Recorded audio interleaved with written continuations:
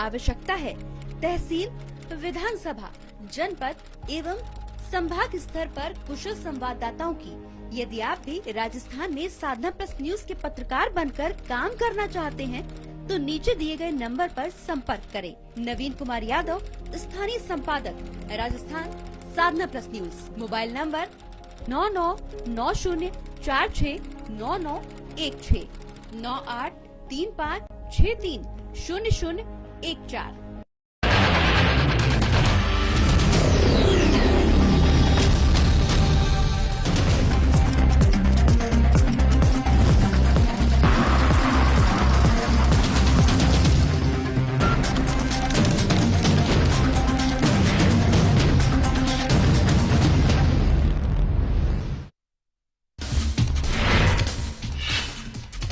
मुख्यमंत्री अशोक गहलोत का बड़ा बयान आया सामने। कहा 1998 से मेरा इस्तीफा सोनिया गांधी के पास है। सचिन पायलट के दिल्ली दौरे के बाद बयान आया सामने। बीजेपी राष्ट्रीय प्रवक्ता ने कांग्रेस पर साधा निशाना। अलवर मामले को लेकर कांग्रेस को लिया आड़े हाथों। कहा मंदिर और मस्जिद उगाने का भी होता है तरीका। भुसावर में स्वास्थ्य मेले का हुआ आयोजन। व विधायक ने किया स्वास्थ्य मेले का शुभारंभ। उपचार के साथ विभागीय योजनाओं की दी जानकारी। जन स्वास्थ्य विभाग के निदेशक पहुंचे दौसा। जिला अस्पताल का किया निरीक्षण। पीएमओ सहित अस्पताल प्रबंधन को सुधार के दिए निर्देश। और भरतपुर में निजी अस्पताल में महिला की मौत का मामला आया सामने। परिजनों ने अस्पताल में किया हंगामा। हमेशा सुर्खियों में रहता है निजी अस्पताल। नमस्कार, मैं हूं आपके साथ प्रगति चतुर्वेदी और आप देख रहे हैं मारो राजस्थान। तमाम बड़ी खबरों की शुरुआत करेंगे जहां राजस्थान में विधानसभा चुनाव 2023 के अंत में होंगे। अभी सरकार के कार्यकाल में 1.5 साल का वक्त बचा है और सचिन पायलट की दिल्ली में आलाकमान से मुलाकात के बाद एक बार फिर से राजस्थान में मुख्यमंत्री का चेहरा बदलने की चर्चाएं और अफवाहें जोर पकड़ती हुई नजर आ रही हैं। शनिवार को खुद मुख्यमंत्री अशोक गहलोत ने इस मुद्दे पर अपनी चुप्पी तोड़ी और राजस्थान राज्य सेवा परिषद के राज्य स्तरीय सम्मेलन में इस दौरान उन्होंने कहा कि मीडिया में चर्चाएं चलती रहती हैं कि सरकार बदल रही है, सीएम बदलेंगे, लेकिन मैं कहना चाहता हूं कि मेरा इस्तीफा 1998 से सोनिया गांधी के पास है। जब मुख्यमंत्री बदलना होगा तो किसी को कानो कान खबर तक नहीं लगेगी। ये काम रातों रात हो जाएगा। इस पर कोई चर्चा और चिंतन नहीं होंगे। मुख्यमंत्री अशोक गहलोत ने यह भी कहा कि मैं कहना चाहता हूं कि अभी कांग्रेस की देश भर में क्या स्थिति है, इस पर मंथन होना चाहिए। सबको मिलकर राजस्थान को मजबूत बनाना है। रही बात राजनीतिक मजबूती की, तो वो मैं वैसे ही मजबूत हूं। 3 बार मुख्यमंत्री बन चुका हूं। उन्होंने ये भी कहा कि लोग मुझे कहते भी हैं कि आप सीएम नहीं लगते। कई लोग तामझाम रखते हैं, 2 बॉडीगार्ड रखते हैं। मैं तो सिंपल ही रहना चाहता हूं। कोरोना ने सबको सिखा दिया है। आपके सहयोग से प्रदेश में कोरोना प्रबंधन नंबर 1 रहा। वहीं भीलवाड़ा मॉडल दुनिया में पहुंच गया है। कोई भूखा नहीं रहा।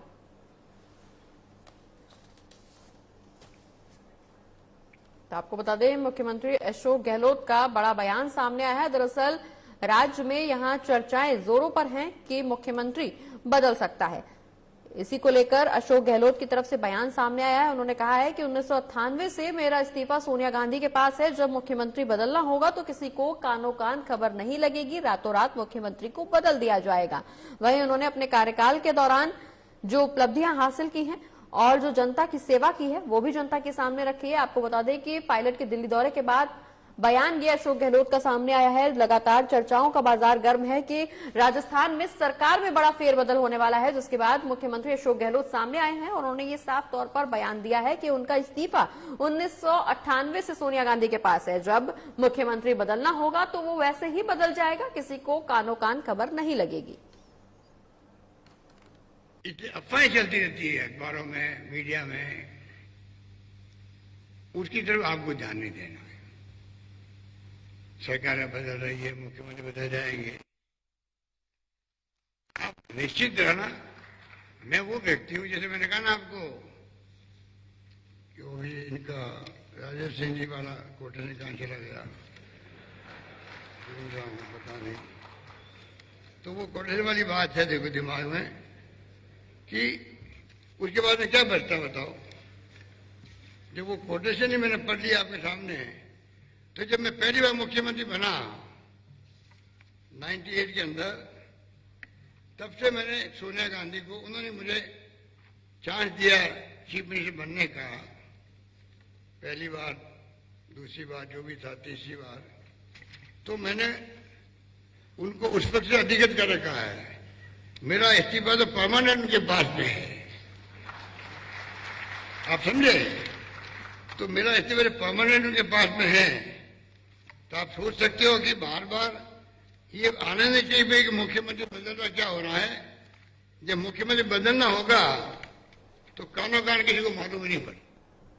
बढ़ते आगे, जहां बीजेपी राष्ट्रीय प्रवक्ता राज्यवर्धन सिंह राठौर ने अलवर के राजगढ़ के मंदिर प्रकरण और बढ़ते दुष्कर्म की घटनाओं पर कांग्रेस पर निशाना साधा है। अलवर के राजगढ़ मुद्दे पर राज्यवर्धन सिंह राठौर का कहना है कि एक 15 साल पुरानी गौशाला थी जिसमें 300 से 400 गाय थी, रजिस्टर्ड गौशाला थी, उसे भी बुलडोजर से तोड़ दिया गया। ऐसी गर्मी के अंदर भूखी प्यासी गाय भटक रही हैं। आपको बता दें कि उन्होंने ये भी कहा है कि कांग्रेस को अपने वोट बैंक को संदेश पहुंचाना है। राजस्थान की कांग्रेस सरकार बौखला गई है। कांग्रेस सरकार को इसका नुकसान होकर रहेगा, लेकिन उससे पहले जनता नुकसान झेल रही है। बीजेपी राष्ट्रीय प्रवक्ता राज्यवर्धन सिंह राठौर ने यह भी कहा है कि कहीं भी अगर अतिक्रमण है और कोई भी धार्मिक स्थल है तो पुलिस और प्रशासन की अनुमति के बिना नहीं तोड़ा जा सकता। विधायक जवाहरीलाल मीणा ने भेदभाव और द्वेष की भावना से कार्रवाई की है। बता दें कि राजस्थान में अलग अलग विधानसभाओं में यही हाल है। ये भी उन्होंने कहा। राजगढ़ के द्वेष पूर्वक ये राजगढ़ में निर्णय लिया गया है। ऐसे समय में कार्रवाई की जब पुराना कलेक्टर बाहर जा रहा था। नए कलेक्टर ने अपना स्थान ग्रहण नहीं किया और मंदिर और मस्जिद हटाने के भी तरीके होते हैं, उन्हें सम्मान पूर्वक भी हटाया जाता है। वहीं बीजेपी प्रवक्ता राज्यवर्धन राठौर ने जमकर आज प्रेस कॉन्फ्रेंस कर सरकार को आड़े हाथों लिया।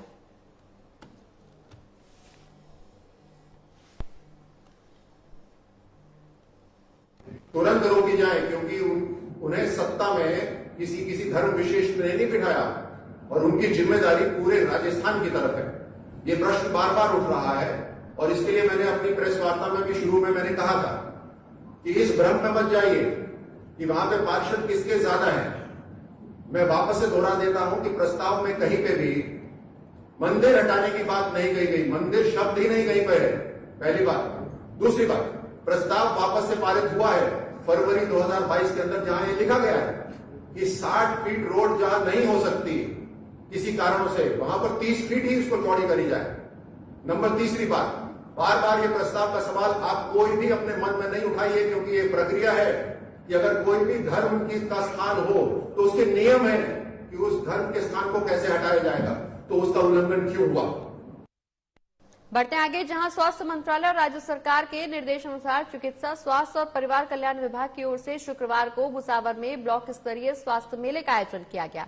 बता दें कि इस दौरान स्वास्थ्य मेले का उद्घाटन वैर विधायक ओपीडब्ल्यूडी नित मंत्री भजनलाल जाटव ने किया। वहीं शिविर में दी जा रही सेवाओं की स्टॉल और प्रदर्शनी का अवलोकन भी किया। बता दें कि इस दौरान वैर विधायक और पीडब्ल्यूडी कैबिनेट मंत्री भजनलाल जाटव ने कहा कि केंद्र और राज्य सरकार की जन कल्याणकारी योजनाओं को जन जन तक पहुंचाने के लिए आयुष्मान भारत के तहत स्वास्थ्य मेले का आयोजन किया गया है। भुसावर सीएचसी प्रभारी डॉक्टर बलराम मीणा ने इस दौरान बताया कि आयोजित स्वास्थ्य मेले में हड्डी, कान, नाक, आंख के डॉक्टर ने हिस्सा लिया है। उन्होंने ये भी जानकारी दी कि स्वास्थ्य मेले में 1100 मरीजों की जांच की गई है और निःशुल्क दवाइयां भी बांटी गई हैं।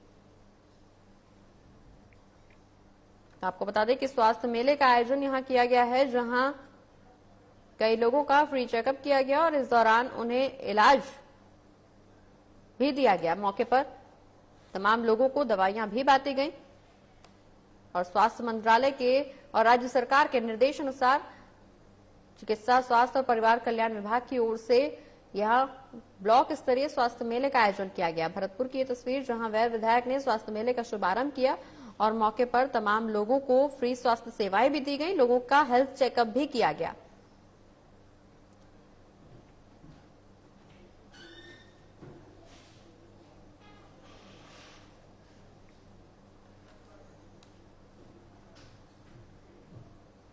राजस्थान के जन स्वास्थ्य विभाग के निदेशक डॉक्टर बीके माथुर दौसा पहुंचे। इस दौरान उन्होंने राजकीय जिला चिकित्सालय दौसा का निरीक्षण किया, साथ ही अस्पताल प्रबंधन को जरूरी दिशा निर्देश भी दिए। वहीं चिकित्सालय की व्यवस्थाओं से निदेशक डॉक्टर बीके माथुर नाखुश भी दिखाई दिए। साथ ही अस्पताल में सफाई व्यवस्था को लेकर भी उन्होंने नाराजगी जाहिर की। बता दें कि इस दौरान उन्होंने जिला चिकित्सालय के प्रमुख चिकित्सा अधिकारी डॉक्टर शिवराम मीणा को व्यवस्थाओं में सुधार लाने के निर्देश भी दिए और इस मौके पर निदेशक डॉक्टर बीके माथुर ने यह भी बताया कि सरकार के निर्देश पर राज्य भर में समस्या निवारण शिविर लगाए गए हैं, जिसके तहत वो दौसा आए हैं। उन्होंने ये भी जानकारी दी कि इस तरह के मामलों का समाधान किया जाएगा। साथ ही डॉक्टर से जुड़ी समस्याओं की भी वो सुनवाई करेंगे। बता दें कि इस दौरान CMHO doctor Subhash Bilonia, deputy CMHO doctor Deepak Sharma, PMO doctor Shivram Meena सहित चिकित्सा विभाग के तमाम अधिकारी मौके पर मौजूद नजर आए।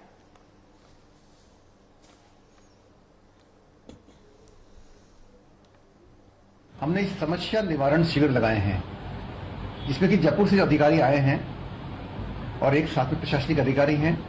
हम 2 दिन जिलों में प्रवास करेंगे और जो भी इस तरह के मैटर हैं जिनका समाधान यहाँ हो सकता है, उनका समाधान यहीं करके जाएंगे। ऐसे पूरे राज्य में गए 12 अधिकारी। तो मुझे दौसा जिला आवंटित हुआ है, तो मैं आज यहीं हूँ, कल भी दौसा में रहूंगा। सीएमएचओ ऑफिस में कैंप चल रहा है, करीब 30 प्रकरण आए हैं इससे। तो उसमें हम देखते हैं कितने प्रकरण को हम यहाँ से निपटारा कर सकते हैं, करते जाएंगे। चूंकि दौसा आया हूं मैं, तो मेरा दायित्व है कि मैं इस जिला चिकित्सालय का भी भ्रमण करूं। तो मैंने यहाँ आके देखा, मैंने अभी तो एक तो यहाँ पे कई बातें सामने आई हैं। साफ सफाई की बात है, मैंने भी देखा, मैं खुद भी इतना पूरी तरह खुश नहीं हूं। तो मैंने बात की पीएमओ साहब से और जो हमारे डिप्टी सुप्रिंटेंडेंट साहब हैं CS मीना साहब से। तो बता रहे हैं कि एक तो जो उसका ठेका है उसमें कोई अभी पूरा नहीं हुआ ठेका, वर्क ऑर्डर हो जाएगा उसका। तो वर्क ऑर्डर होते ही उसको मैं चाहूंगा कि उससे बात करने बैठ करके, जिसको भी कॉन्ट्रैक्ट मिलता है, कि भाई पूरी सफाई की व्यवस्था पूरी माकूल। और अब बात भरतपुर की करेंगे, जहां दुग्ध उत्पादक सहकारी संघ परिसर में शिव परिवार का प्राण प्रतिष्ठा कार्यक्रम आयोजित किया गया। इस दौरान कार्यक्रम में तकनीकी शिक्षा एवं आयुर्वेद राज्य मंत्री मुख्य अतिथि के तौर पर शिरकत करने पहुंचे, जहां उन्होंने पूजा अर्चना कर हवन यज्ञ में आहुतियां भी दी। वहीं प्राण प्रतिष्ठा के बाद आयोजित कार्यक्रम में बोलते हुए तकनीकी शिक्षा राज्य मंत्री ने कहा कि दुग्ध उत्पादन किसानों की समृद्धि से जुड़ा हुआ काम है। जो किसान खेती के साथ साथ पशुपालन भी करते हैं, उनकी आर्थिक स्थिति अन्य मुकाबले ज्यादा अच्छी होती है। उन्होंने कहा कि पशुपालकों के संग्रहण का कार्य सहकारी डेयरी के माध्यम से किया जा रहा है। इस कार्य के लिए राज्य सरकार ने मुख्यमंत्री दुग्ध उत्पादक संबल योजना शुरू की है, जिसके तहत दुग्ध उत्पादक किसानों को 5 रुपए प्रति लीटर का अनुदान दिया जा रहा है। अनुदान देने वाला राजस्थान देश का पहला राज्य बन गया है। डॉक्टर गर्ग ने विश्वास दिलाया कि दुग्ध डेयरी की सभी समस्याओं का निराकरण जल्द से जल्द ही कराया जाएगा और दुग्ध संकलन 50 से 70 हजार लीटर कराया जाएगा।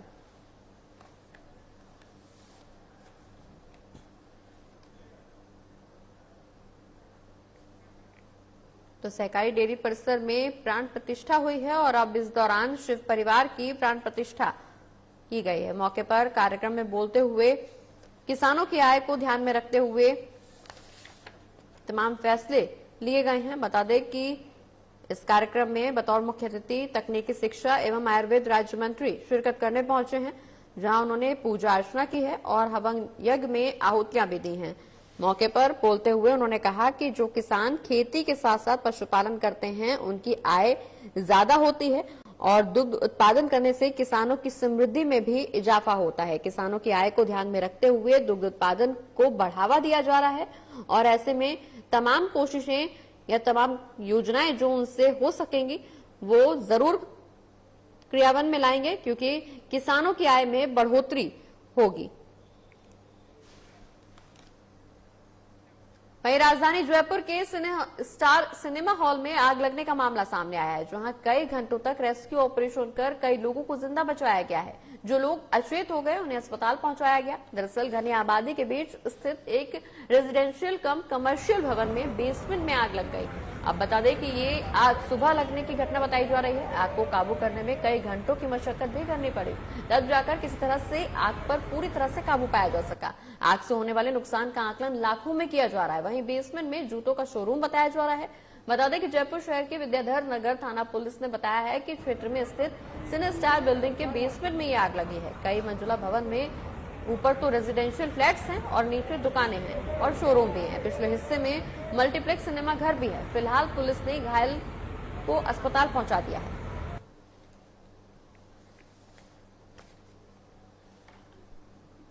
तो सिने स्टार सिनेमा हॉल में आग लगी है। आपको बता दें कि राजधानी जयपुर की ये घटना, जहां सुबह आग लगने का मामला निकल करके सामने आया। बता दें कि मौके पर दमकल की कई गाड़ियां पहुंची और कई घंटों की कड़ी मशक्कत के बाद किसी तरह से आग पर काबू पा लिया गया है।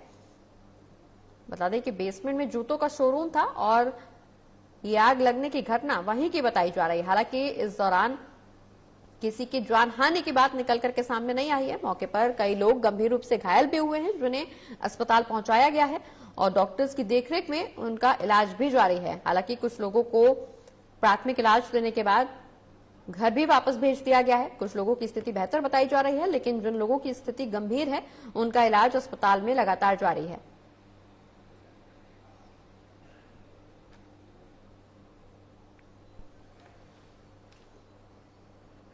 और जिले के सरकारी अस्पतालों में चिकित्सा व्यवस्था पूरी तरह से बेपटरी होती जा रही है। इसके आए दिन नए मामले सामने आ रहे हैं। ये हालात तब है जब प्रदेश के चिकित्सा और स्वास्थ्य मंत्री प्रसादीलाल मीणा जिले के ही लालसोट से विधायक हैं और यहाँ की चिकित्सा व्यवस्थाओं को लेकर वो अक्सर फीडबैक भी लेते रहते हैं। मंत्री ने गुरुवार को ही दौसा कलेक्ट्रेट सभागार में कलेक्टर की मौजूदगी में चिकित्सा महकमे के आला अधिकारियों की मीटिंग लेकर काम में लापरवाही नहीं बरतने की सख्त हिदायत दी थी। इसके बावजूद मेडिकल स्टाफ पर मंत्री की हिदायत का कोई असर पड़ता हुआ नजर नहीं आ रहा है। इसकी एक बानगी कलेक्ट्रेट के पास स्थित आदर्श पीएचसी में भी देखने को मिली, जहां बच्चे की ड्रेसिंग करवाने पहुंचा एक पिता नर्सिंग स्टाफ के सामने गिड़गिड़ाता रहा, लेकिन नर्सिंग स्टाफ पर उसका कोई असर नहीं पड़ा और एक दूसरे पर टालमटोल करते हुए वो नजर आए। कलेक्टर के हस्तक्षेप के बाद पीएचसी स्टाफ में खलबली मच गई और घायल बच्चे की ड्रेसिंग की गई। बता दें कि अस्पताल के नर्सिंग स्टाफ की लापरवाही को लेकर कलेक्टर कमर चौधरी ने एसीएम मनीषा मीणा को मौके पर भेजकर तथ्यात्मक रिपोर्ट मांगी है।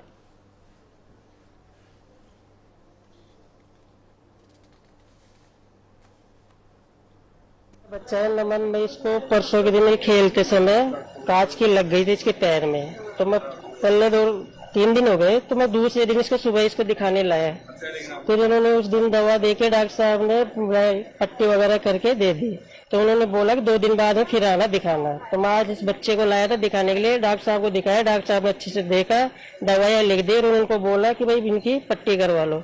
तो मैं ड्रेसिंग रूम में जैसे ही गया तो वहाँ पर मैं इंतजार किया। मैडमों ने, एक मैडम तो मोबाइल में व्यस्त थी, एक अपने कोई रजिस्टर को फिल कर रही थी, फिर दूसरी मैडम जो मोबाइल देख रही थी वो उठकर चली गई। मैंने इंतजार किया, फिर दूसरी मैडम से मैंने बोला मैडम ये पट्टी करनी है तो कौन करेगा? उन्होंने बोला आ रहे हैं। अस्पताल प्रभारी को यहाँ पर मैंने डॉक्टर साहब को आधे घंटे बाद दोबारा बोला, जैसे डॉक्टर साहब रिफ्रेश होने गए तब डॉक्टर साहब ने बोला भी मैडम को कि इनकी पट्टी कर दो, महीने 15 दिन में तो कोई एक पट्टी करवाने आता है तो आप ये कर दो।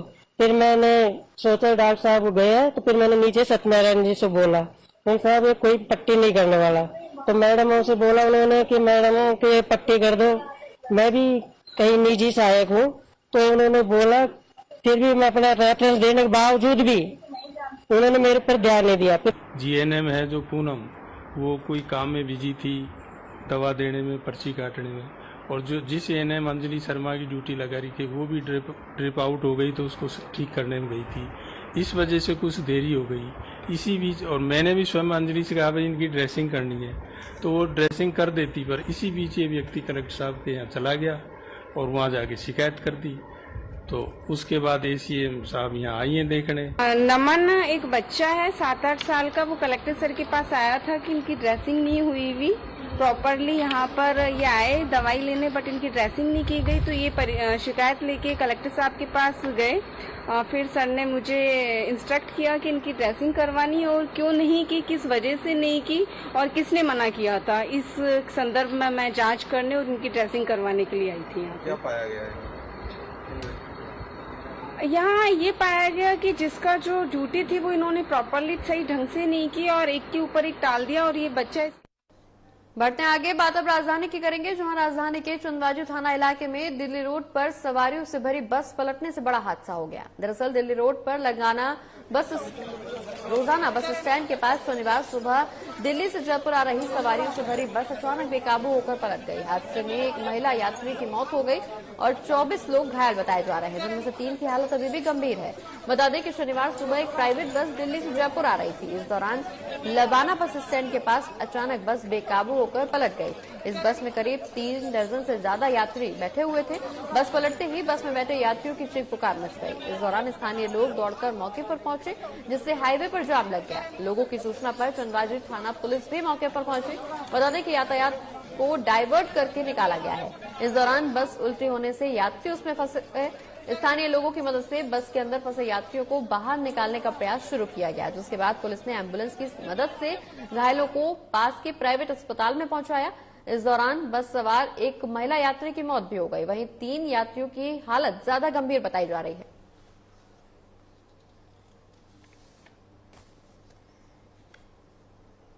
तो जयपुर की ये तस्वीर जहां बस पलटने से बड़ा हादसा हुआ है। आपको बता दें कि इस दौरान आवागमन भी पूरी तरह से प्रभावित हुआ। हालांकि रूट को डाइवर्ट करके आवागमन को सुचारू किया गया, लेकिन मौके पर महिला यात्री की मौत हो गई। वहीं इस बस में कई यात्री सवार थे, जिनमें से 24 लोग घायल बताए जा रहे हैं, वहीं 3 की हालत ज्यादा गंभीर बताई जा रही है।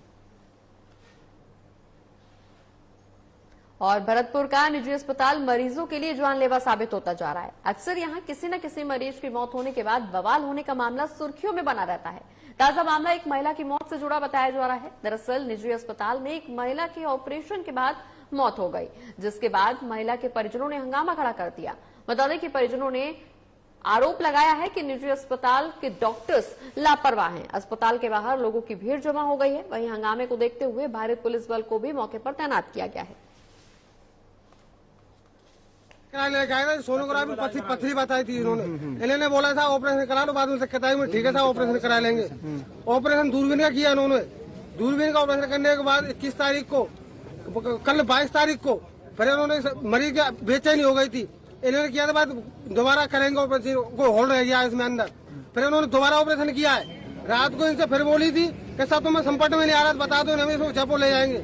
इन्होंने नहीं साहब हम कंट्रोल कर लेंगे। इन पर कंट्रोल नहीं हुई, मरीज की मृत्यु हो गई, उसकी मौत हो गई। और डॉक्टर यहाँ पर है नहीं है, डॉक्टर लापता। उन्होंने डॉक्टर ने पुलिस फोर्स अपनी सुरक्षा के लिए बुला रखी है, जनता को सुन नहीं रहा है। ये हॉस्पिटल की को सील होना चाहिए। इसमें बहुत केस बिगड़े जिंदल में। मैंने कम से कम 50 केस की सुनी है कि जिंदल हॉस्पिटल केस बिगड़ते सबसे ज्यादा। सबसे अभी भी शिविर है, एक ऑपरेशन की ले गई है मरीज यहाँ से, उसकी वो लाश गई है यहाँ से निकल के। कंट्रोल रूम से सूचना मिली कि श्रीमती विमला सैनी, वाइफ ऑफ मोतीलाल सैनी, उम्र 30 साल, निवासी हेलक दरवाजा, थाना कुमेर की निवासी थी, जो गुरुवार के दिन यहाँ पर किसी पथरी के रोग को लेकर के एडमिट हुई थी। इसके बाद डॉक्टर ने इसको गुरुवार को ऑपरेट कर दिया और आज इसकी यहाँ पर मॉर्निंग में इसकी डेथ हो गई है। तो इसके परिजनों ने, मृतका के परिजनों ने डॉक्टरों के ऊपर कोई लापरवाही के आरोप लगाए, पर डॉक्टरों की लापरवाही के कारण इसकी डेथ हो गई है। इस वजह से यहाँ पर आए, उनके परिजन आए हुए हैं, वो अभी प्रार्थना पत्र लिख रहे हैं। जैसा प्रार्थना पत्र देंगे और जैसे गवर्नमेंट के सर्कुलर उनके अधीन कार्रवाई की जाए। और वैर स्थानीय कस्बा निवासी कृषि उपज मंडी में कार्यरत एक कर्मचारी ने घर पर अज्ञात कारणों के चलते गले में फंदा लगाकर आत्महत्या कर ली, जिसके बाद परिजन सीएचसी लेकर पहुंचे, जहां डॉक्टर्स ने युवक को मृत घोषित कर दिया। डॉक्टर्स की सूचना पर वैर पुलिस अस्पताल में पहुंची। मृत युवक के शव को मोर्चरी में रखवाया गया है। बता दें कि वैर पुलिस ने शव को परिजनों को सौंप दिया है।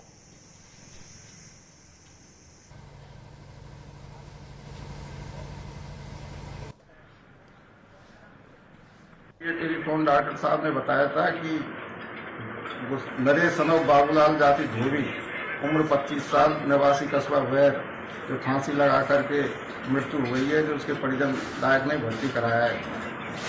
जिस पर पुलिस जाब्ता मौके पर पहुंचा था, जिसकी लाश को सरकारी अस्पताल मोर्चरी में रखवाया था, जिसका पोस्टमार्टम करा करके पंचायतनामा की कार्रवाई कर लाश उसके परिजन को।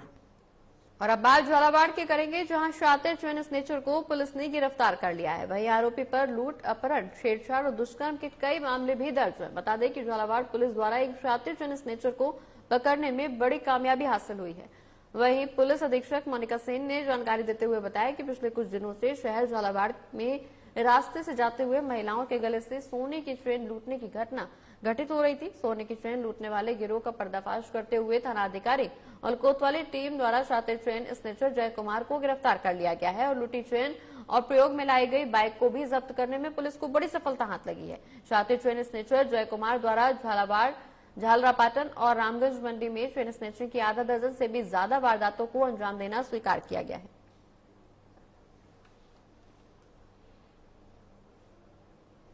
वहीं कोटा के ग्रामीण एसपी कावेंद्र सिंह सागर के निर्देश में इटावा पुलिस ने अवैध मादक पदार्थ तस्करी के खिलाफ कार्रवाई की है।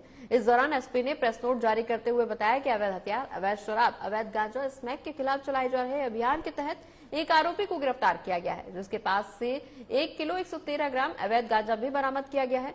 और इस दौरान इटावा पुलिस थाना अधिकारी रामविलास मीणा ने जानकारी देते हुए बताया कि आरोपी गिरिराज सुमन के पास से 1 किलो 113 ग्राम अवैध गांजा बरामद हुआ है। अपराधी के खिलाफ मादक पदार्थ तस्करी के तहत मामला दर्ज कर कार्रवाई शुरू कर दी गई है।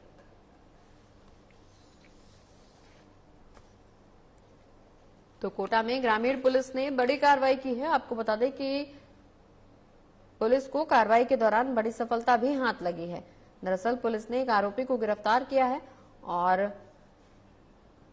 अवैध गांजे के साथ तस्कर की ये गिरफ्तारी क्षेत्र भर में चर्चा का विषय बनी हुई है। दरअसल पुलिस ने अवैध शराब तस्करी के खिलाफ, अवैध गांजे के खिलाफ, अवैध मादक पदार्थों के खिलाफ अभियान चला रखा था, जिसकी कड़ी में पुलिस लगातार जगह जगह छापेमारी कर रही थी और इसी कड़ी में पुलिस को बड़ी सफलता हाथ लगी है, जहां पुलिस ने एक युवक को गिरफ्तार किया है। बता दें कि आरोपी के पास से 1 किलो 113 ग्राम गांजा बरामद किया गया है। और इसी के साथ मारो राजस्थान में फिलहाल इतना ही। मुझे दीजिए इजाजत। नमस्कार।